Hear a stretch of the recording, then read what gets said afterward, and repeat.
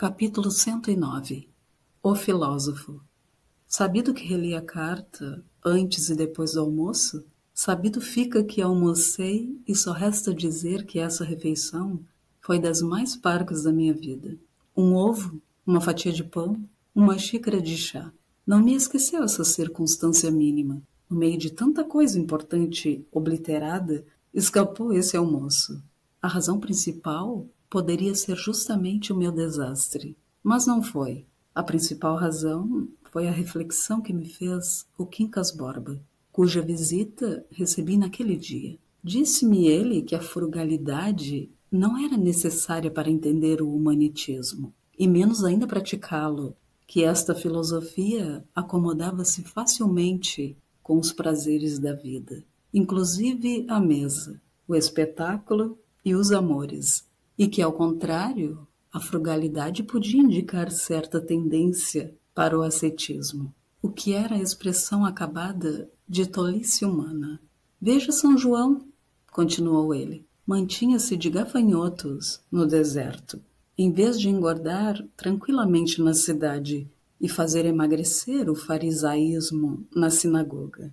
Deus me livre de contar a história do Quincas Borba, que, aliás, ouvi toda naquela triste ocasião, uma história longa, complicada, mas interessante. E se não conto a história, dispenso-me outro sim de descrever-lhe a figura. Aliás, muito diversa da que me apareceu no passeio público. Calo-me.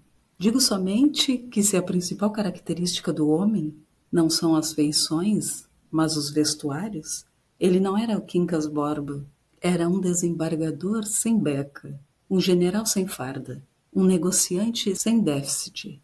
Notei-lhe a perfeição da sobrecasaca, a alvura da camisa, o asseio das botas. A mesma voz, roufinha outrora, parecia restituída à primitiva sonoridade. Quanto à gesticulação, sem que houvesse perdido a viveza de outro tempo, não tinha já a desordem. Sujeitava-se a um certo método, mas eu não quero descrevê-lo.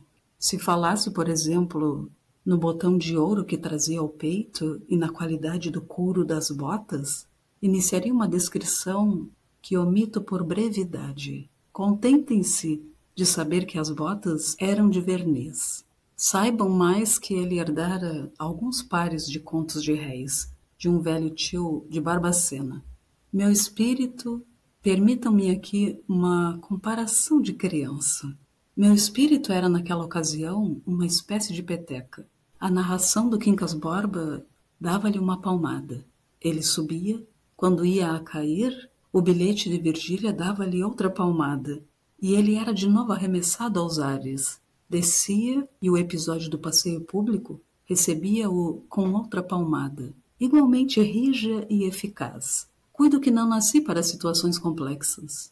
Esse puxar e empuxar de coisas opostas desequilibrava-me. Tinha vontade de embrulhar o Quincas Borba e o Lobo Neves e o bilhete de Virgília na mesma filosofia e mandá-los de presente a Aristóteles. Contudo, era instrutiva a narração do nosso filósofo. Admirava-lhe, sobretudo, o talento de observação com que descrevia a gestação e o crescimento do vício, as lutas interiores, as capitulações vagarosas, o uso da lama. Olhe, observou ele, a primeira noite que passei na escada de São Francisco, dormia inteira, como se fosse a mais fina pluma.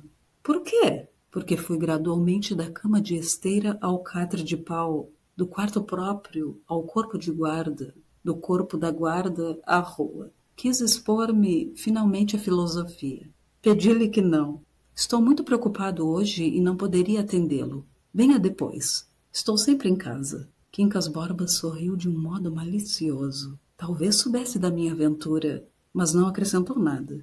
Só me disse estas últimas palavras à porta. Venha para o humanitismo. Ele é o grande regaço dos espíritos. Um mar eterno em que mergulhei para arrancar de lá a verdade. Os gregos faziam-na sair de um poço. Que concepção mesquinha! Um poço? Mas é por isso mesmo que nunca atinaram com ela. Gregos, subgregos, antigregos, Toda a longa série dos homens tem se debruçado sobre o poço para ver sair a verdade que não está lá. Gastaram cordas e caçambas. Alguns mais afoitos desceram ao fundo e trouxeram sapo. Eu fui diretamente ao mar. Venha para o manitismo.